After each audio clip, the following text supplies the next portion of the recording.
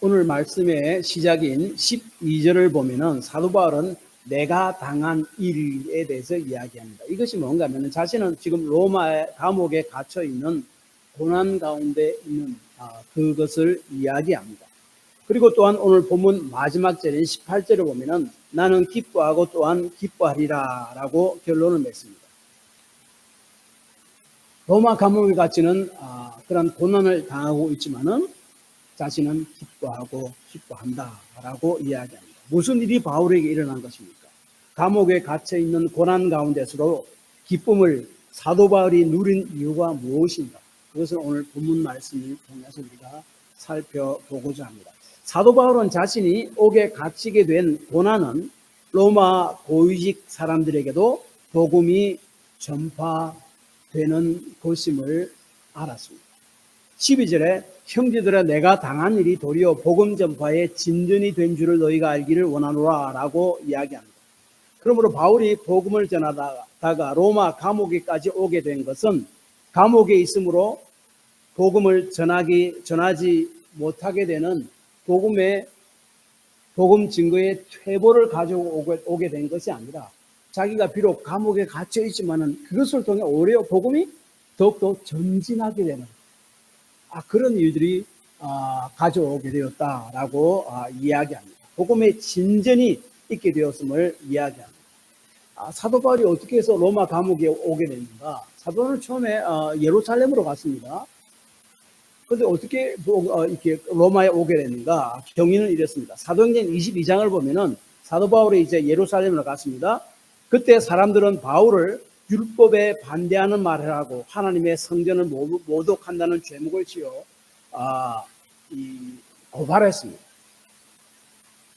그래서 이제 잡혀갔는데 사도 바울이 로마 시민이라는 것을 말하자 유대인 거기 있는 로마 사람들 그리고 거기 있는 군인들이 함부로 하지 못했습니다. 왜냐하면 당시 로마 시민은 함부로 재판에 넘겨지지 못하게 되어 있었고 또한 로마 시민의 특권은 자신은 로마 황제에게 가서 직접 로마 황제의 재판을 받을 권리가 있었기 때문에 그랬습니다. 그래서 이제 일단은 잡혀서 감옥에 있었는데 그때 하나님께서 사도 바울에게 나타나셔서 이렇게 말씀하셨죠. 사도행전 23장 11절에 보면은 예루살렘에서도 나의 일을 증거한 것 같이 로마에서도 증거하여야 하리라. 너도 이제 로마로 가게 되고 거기서도 너는 복음을 증거하게 될 것이다 라고 이야기했습니다. 그래서 사도 바울은 자신은 로마 시민이기 때문에 당시 로마 왕인 가이사 시저에게 최종 재판을 받기를 원한다라고 항고를 했습니다. 그래서 이제 군인들이 바울을 데리고 배를 타고 로마로 향해 왔습니다. 오는 과정에 풍랑을 만나고 그래서 죽을 뻔하다가 다시 살아나고 이렇게 했어요. 그래서 로마로 오는데 한 2년이 걸렸습니다. 그리고 바울은 최종적으로 로마에 있는 가이사에게 이제 항소를 하는데 로마에 와서 죄인의 신분으로 감옥에 갇혀 있게 되는데 거기서 또한 2년이 소비되었습니다. 총 4년이라는 세월이 이제 소비되었습니다.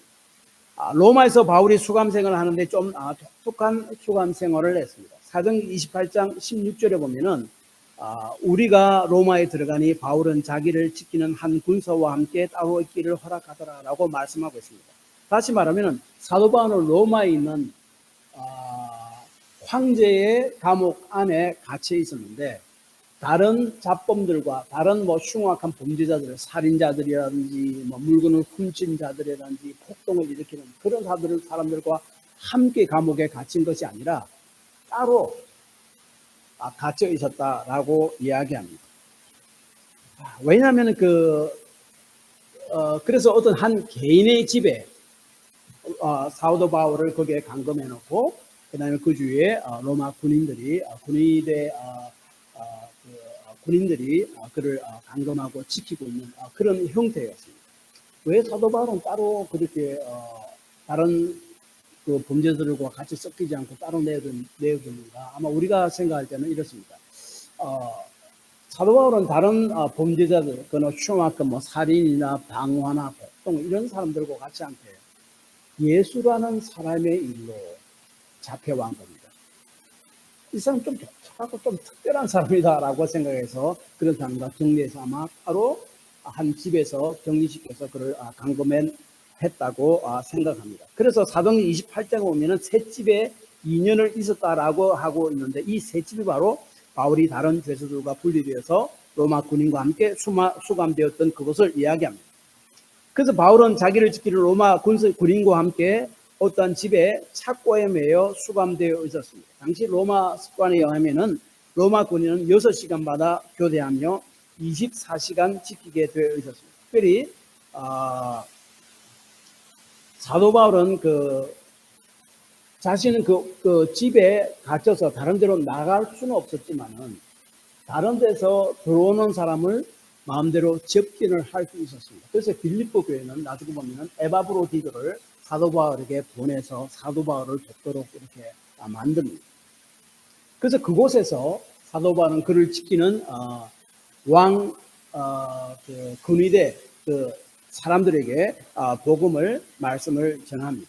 그래서 13절을 보면 바울은 로마 감옥의 갇힘을 통해서 로마 모든 시위대와 또 그 밖에 모든 사람들에게 복음이 증거했고 복음이 증거되었다라고 이야기합니다. 여기서 시위대란 당시 로마 최정예 군사로서 로마 황실 근위대를 말합니다. 로마 황제를 지키는 특별한 군사들을 이야기합니다. 이들 당시 근위대 숫자는 약 9,000명이었다라고 이야기합니다. 사도 바울이 그 로마에 갇혀 있으면서 죄인의 신분으로 자신을 지키는 이 군의병들에게 복음을 전했습니다. 예수님께서 말씀하시기를 마태복음 28장 19절에 보면 모든 민족으로 복음을 전하고 제자를 삼으라고 했어요. 예수님이 당시 복음을 전한 대상자들은 당시 약자들입니다. 가난한 자, 약한 자, 병든 자, 사회적으로 소외된 자, 또 죄인들, 그런 사람들에게 복음을 전했습니다. 그런데 이 당시 고위 관직이 있는 사람들에게 복음을 어떻게 전할 방법은 별로 없죠. 그래서 그 당시 예수님 시대 때, 그 다음에 나중에 제자들이 흩어져서 복음을 전할 때도 거의 대부분 사회적 약자들에게만 복음이 증거됐습니다. 그런데 예수님은요, 말씀하신 모든 사람들에게 복음을 증거합니다. 그러면 당시 사회적 강자인 그런 높은 관직이 있는 사람들은 하나님 버려주십니까? 그건 아닙니다. 그래서 하나님께서 사도 바울을 통해서 그런 약자든지 높은 강자든지 없는 자든지 있는 자든지 구별했지 그들에게 복음을 증거하기로 계획했고 사도 바울을 그래서 이 로마로 보냈다 하는 겁니다. 그리고 또한 사도 바울은 이제 자신은 예수님으로 인해서 당시 로마 황제에게 항소를 해서 이곳까지 로마까지 왔지 않습니까? 그래서 이제 변론을 하잖아요. 가서 이제 재판할 때 자신은 변론을 할 때 그 변론을 할 때 그 법정에서 예수님에 대해서 증거했음을 우리가 알 수 있습니다. 16절에 보면은 내가 복음을 변증하기 위하여 세우심을 받았다라고 해요. 자기 감옥에 갇혀 있을 때에 그 앞에 그 간수들에게도 복음을 전했지만은 재판정에 섰을 때에 자신은 예수님 때문에 재판정에 선 거잖아요. 유대인들에게 고발을 당해가지고.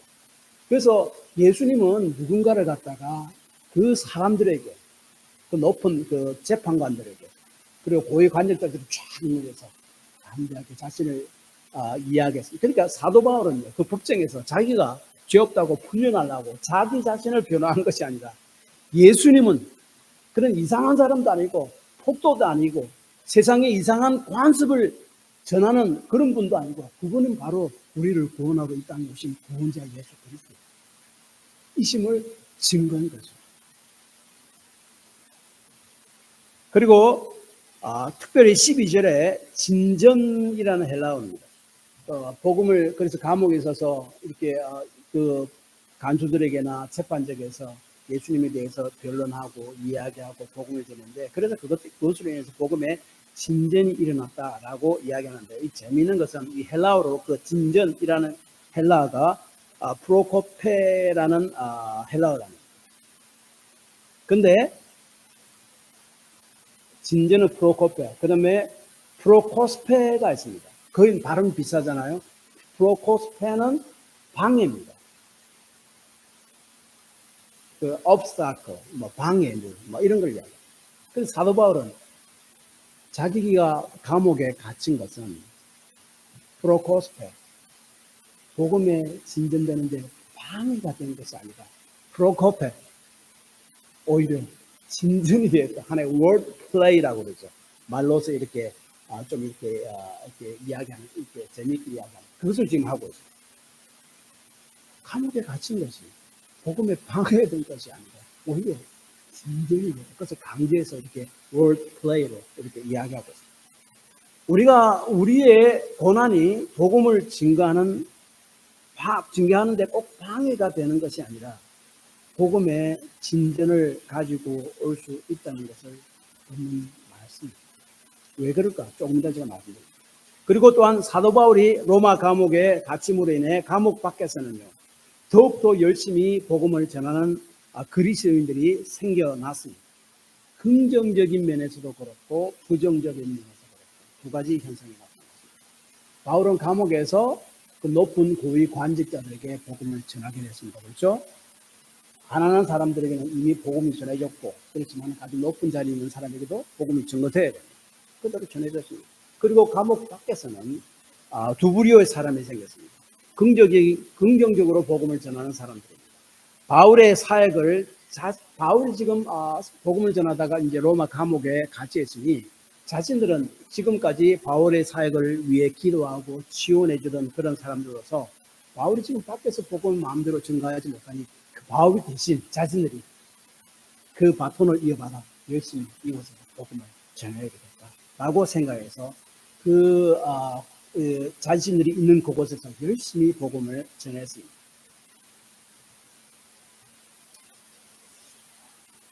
그리고 바울이 옥에 갇혀있을 때 어떤 이들은 투기와 분쟁으로 행했다. 이 부정적인 사람들이죠. 라고 15절에 이야기합니다. 16절에 보면은 이들은 내가 복음을 변증하기 위하여 세우심을 받은 줄 알고 사랑으로 하나. 사도 바울이 감옥에 갇혔으니 우리가 그 대신 그 사도 바울의 사역을 이어받아서 이것을 더 열심히 해야지 라고 하는 그 긍정적인 마인드를 가지고 복음을 전하는 그 사람들이야. 여기서 보면은요, 내가 복음을 변증하기 위하여 세우심을 받은 줄로 알고 사랑으로 하나라고 하는데, 이게 세우심을 받아라는 헬라어 단어가 또한 아주 재미있는 단어입니다. 이 세우심을 받아라는 말은 영어로 appointed 아니면 destined, 하나님 이렇게 지적한 것, 그러니까 그리고 그렇게 결과가 되도록 된 것, 그것을 이야기합니다.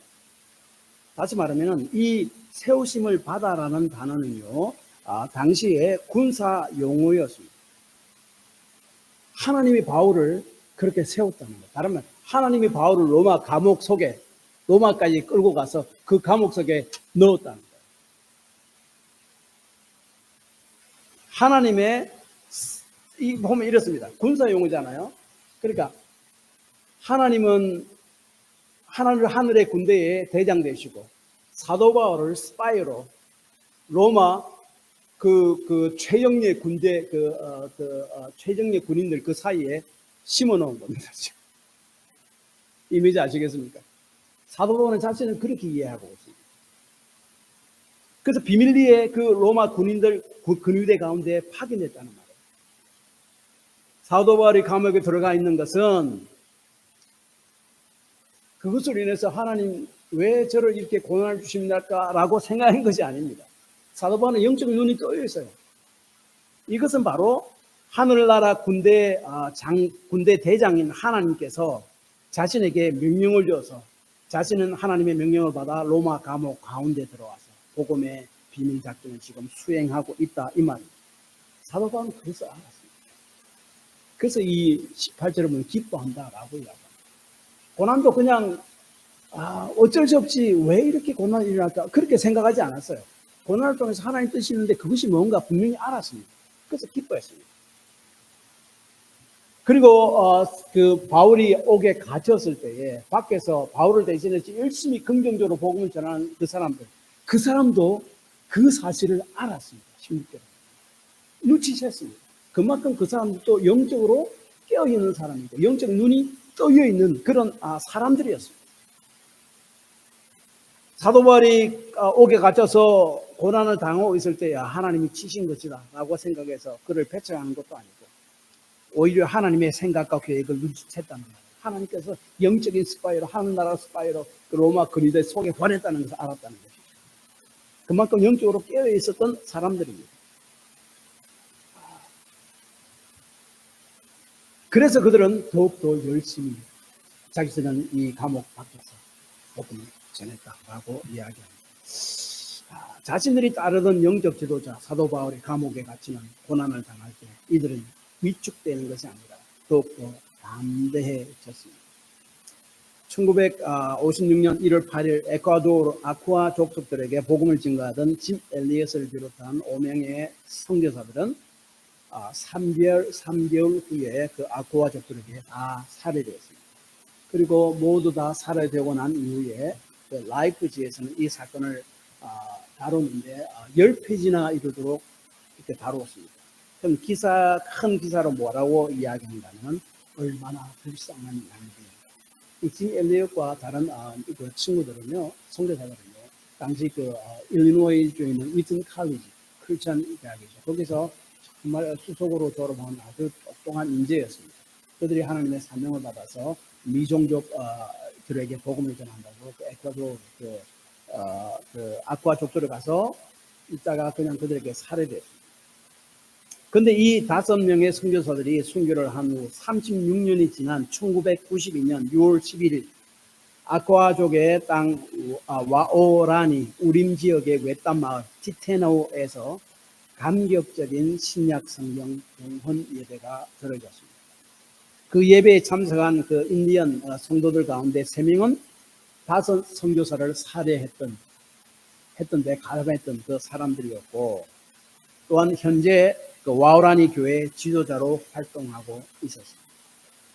다시 말하면 그 짐 엘리엇과 그 4명의 선교사들의 죽음은 아쿠아족들이 세상에 알려지게 되는 계기가 되었고, 아직 그 복음을 듣지 못한 미종족 사람들이 있구나 하는 것들을 사람들에게 인식시켜주는 그런 기회가 되었고, 이들의 모교인 그 위튼 칼리지 학생들의 마음에 성경에 대한 열정을 불러일으키고, 이를 통해서 막 한 10년, 20년이 지나도록 위튼 칼리지에서 수많은 학생들이 선교사로 헌신하는 그런 일들이 막 일어났습니다. 그리고 이 5 선교사들이 순교한 이후 짐 엘리엇의 아내 엘리자베스 엘리엇과 그 네이트 세인트의 여동생 라엘 세인트는, 그리고 그 외에 다른 사람들은 남편과 오빠가 못다 이룬 아쿠아족에 대한 선교의 소망을 가슴을 두고 아쿠아족들에게 다시 들어갔습니다. 이들에게 피나는 헌신과 희생 열매로 닫힌 복음이 들어가게 되었고, 결국 복음의 문이 열리게 되었습니다. 하나님은 종종 우리의 열악한 환경을 하나님의 복음을 전가하는 데 유익한 기회로 사용하신다 하는 것을 꼭 기억하시고, 이렇게 긍정적인 이유로 복음을 전하는 사람도 있었지만 부정적으로 또 부정적인 면에서 올바르지 못한 면에서 복음을 전하는 사람들이 있었습니다. 사도 바울을 시기하고 경쟁자로 생각해서 우위에 서고자 하는 마음으로 복음을 전하는 사람들도 있었습니다. 그래서 사도 바울이 로마 감옥에 갇혀서 더 이상 밖에서 복음을 전하지 못하게 되자 15절에 보니까 투기와 분쟁으로 복음을 전했다라고 이야기합니다. 그리고 17절에 그들은 나의 매임에 괴로움을 더하게 할 줄로 생각하여 순수하지 못하게 다툼으로 그리스도를 전파하니라 라고 이야기합니다. 15절에 그 투기와 분쟁이라고 이야기합니다. 투기와 분쟁으로 그들은 복음을 전했다라고 하는데, 이 투기와 분쟁은요, 시기함과 그 경쟁, 그것을 이야기합니다. 라이벌. 그래서 이 투기와 분쟁을 신약 성경에 어떻게 표현하는가 하면, 투기와 분쟁은 예수 믿기 이전에 자기 마음대로 살던 사람들이 행하던 죄악된 삶의 형태를 투기와 분쟁으로 자주 이야기합니다. 이 사람들은 아주 예수를 믿는 사람들입니다. 하지만 아직까지 예수 믿지 않던 그 오래전에 그 하나님이 정말 싫어하는 그 습관들을 버리지 못한 그것을 계속 지금 가지고 있습니다. 그럼에도 하나님에 대한 복음의 열정이 있는 사람입니다. 안 믿는 사람이 아니에요.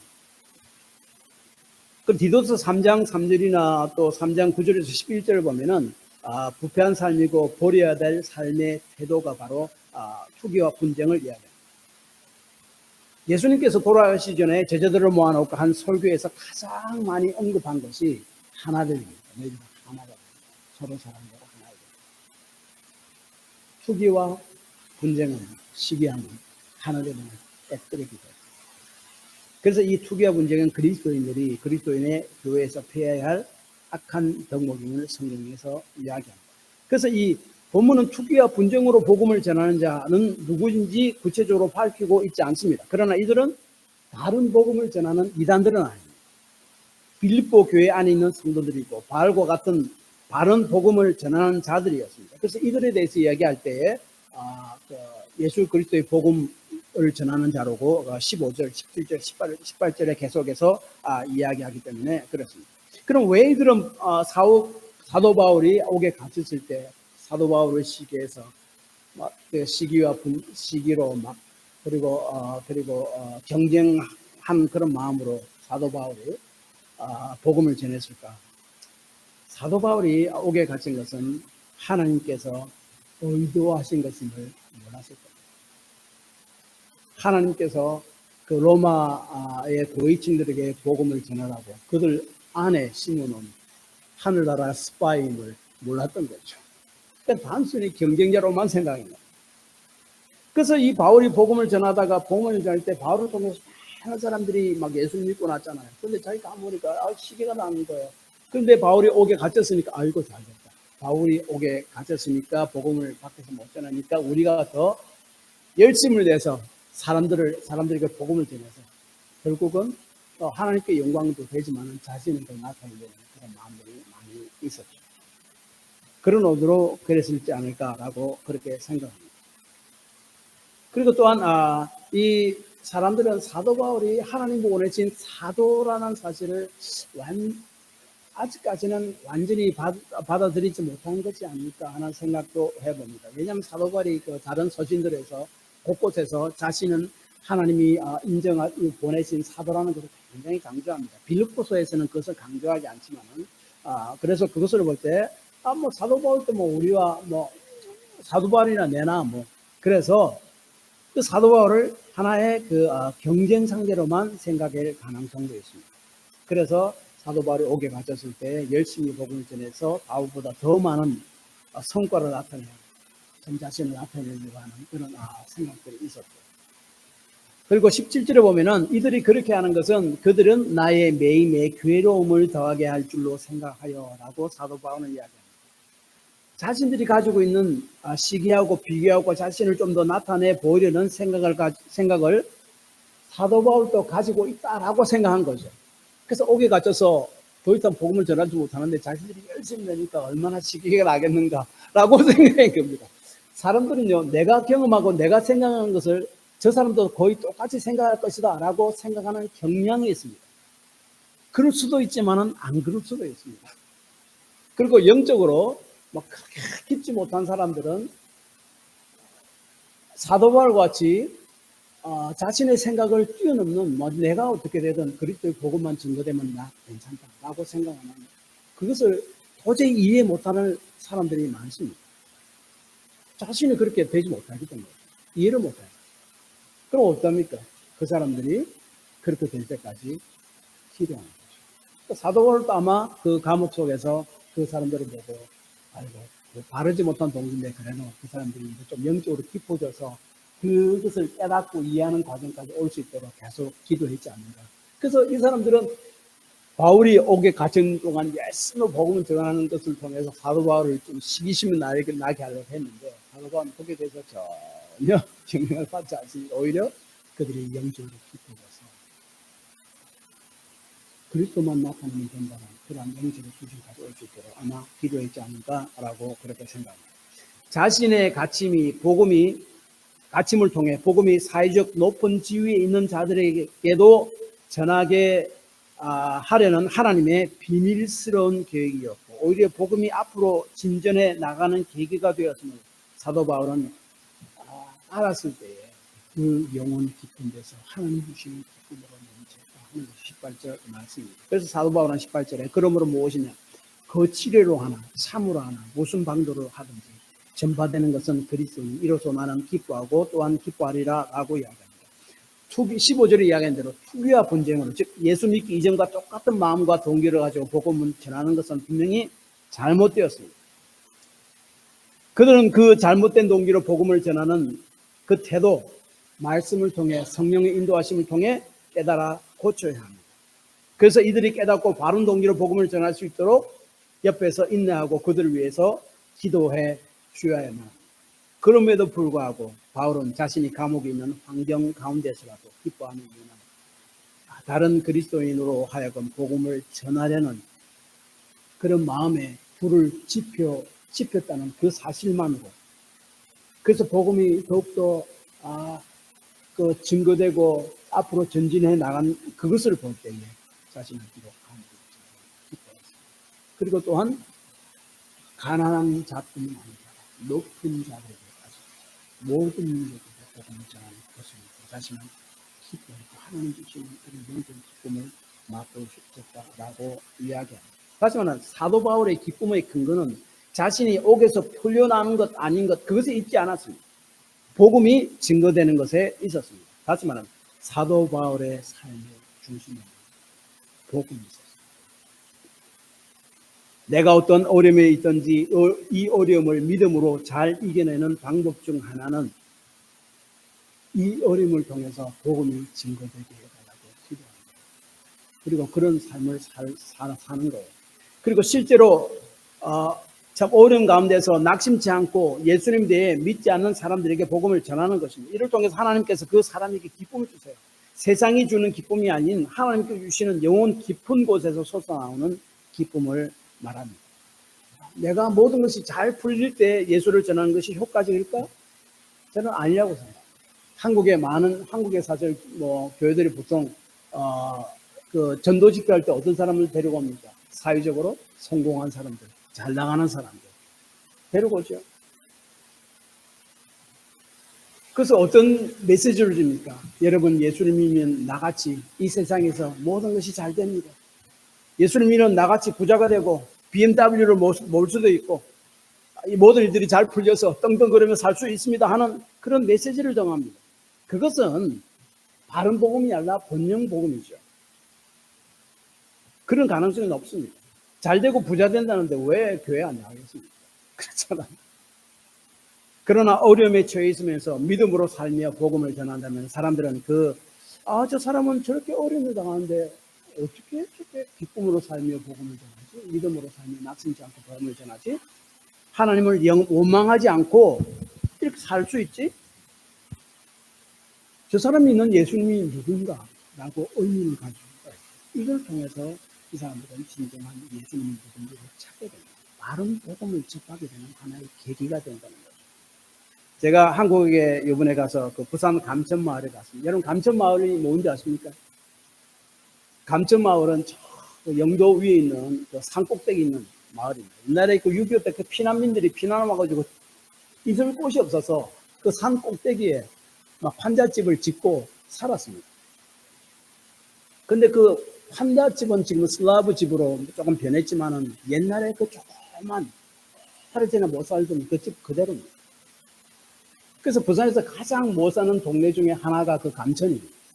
그 산꼭대기의 그 마을이었습니다. 근데 지금은 가보니까 세계에서 온 모든 관광객들로 가득 찼습니다. 그것을 구경하려고. 어떻게 그러냐면 그것이 원래는 가장 못 사는 지역이었잖아요. 그래서 그 예술가들이 아이디어를 내서 그게 그 집의 벽이나 뭐 도로 이런데 뭐 그림을 그려놨습니다. 아름답게 그림을 그려놓고 꾸며놨어요. 그 사람들이 그것을 모르고 오게 됩니다. 제가 그것을 볼 때, 참 우리나라도 참 많이 변했다라고 생각합니다. 옛날에는 그런 못 살던 시대, 지금도 그 사람들이 거기 살고 있어요. 그것을 누가 외국 관광객들에게 감히 보여주려고 하겠습니까? 서로 감추려 하죠. 그렇잖아요. 근데 지금 그렇지 않아요. 그만큼 우리나라도 좀 잘 사는, 한국도 잘 사는 나라가 되었고, 당당한 나라가 되었다. 이 말입니다. 그리고 그것을 어렵게 없이 그냥 자신의 가난한 그런 직부도 드러내는 거예요. 안 그러면 그렇게 될 수가 없습니다. 그래서 그 가난한 가장 못 사는 그 상정을 통해서 사람들에게 볼거리를 제공하고, 그래서 자기들이 물건도 팔고 수익도 얻고, 거기 가면 온통 외국 사는 그런 일들이 일어났습니다. 가난을 당당히 드러내고 그것을 예술로 승화시켜 관광지로 만든 거죠. 우리 삶도 마찬가지입니다. 어려운 가운데서도 복음이 증거될 기회가 되게 해달라고 기도하며 그렇게 산다면 하나님께서 그 고난을 복음을 위해 사용해 주실 것입니다. 자녀들을 향한 영적 교육도 마찬가지입니다. 부모가 굉장히 어려움을 당할 때 그 어려움을 어떻게 이겨나가는가, 그것은 자녀에게 엄청난 큰 교육이 됩니다. 내가 부모가 이 어려움을 기도로서 믿음으로 낙심치 않고 잘 이겨나갈 때, 그 자녀들이 그것을 볼 때 오히려 자녀들의 마음이 위안이 돼요. 힘이 돼요. 용기가 됩니다. 그리고 자기들도 나중에 커서 그런 어려움을 당할 때, 내가 이렇게 믿음으로 이겨나가야 되는구나 하는 것에 대한 교훈이 되고 교육이 됩니다. 결론적으로 이것입니다. 믿음으로 사는 우리들에게도 때때로 어려움이 닥치고 고난도 닥칩니다. 그러나 이 어려움과 고난을 이겨나가는 한 방법은 이 어려움이 오히려 복음 증거가 되는 도구가 되기를 기도하며 이겨나가는 것입니다. 어려움 가운데 고난 가운데서 복음을 전합니다. 그것이 번영 복음이나 이 가짜 복음이 아니라 진짜 복음을 전하게 되는 기회가. 그러므로 이렇게 여러분이 기도하십니다. 고난을 통해 하나님과 멀어지지 않고 오히려 예수님을 증거하는 기회로 삼고 싶습니다. 제가 그렇게 될 수 있도록 저희 삶을 인도해 주옵소서. 이렇게 기도하며 믿음으로 살아갈 때 하나님께서 복음을 증거의 기회를 주실 것이고, 여러분의 영혼 속에는 세상이 줄 수 없는 하늘의 기쁨으로 충만히 채워 주실 것입니다. 그래서 나의 삶의 고난을 통해 복음이 증거되는 기회가 된다고 기도하고, 그렇게 삶을 사는 것이 고난의 아픔을 하나님께서 주시는 기쁨으로 우리 영혼에 대신 채워되는 결과를 가지고 온다는 것을 기억하시기만 잘 될 때나 고난일 때나 복음을 삶의 중심에 두고 살아가십시오. 고난을 통해 오히려 복음이 증거되는 기회를 만들게 되기를 기도하고 그렇게 삶을 살아가십시오. 이것이 바로 오늘 본문이 주시는 메시지고, 우리가 이 말씀을 통해 붙들어야 할 영적 교훈입니다.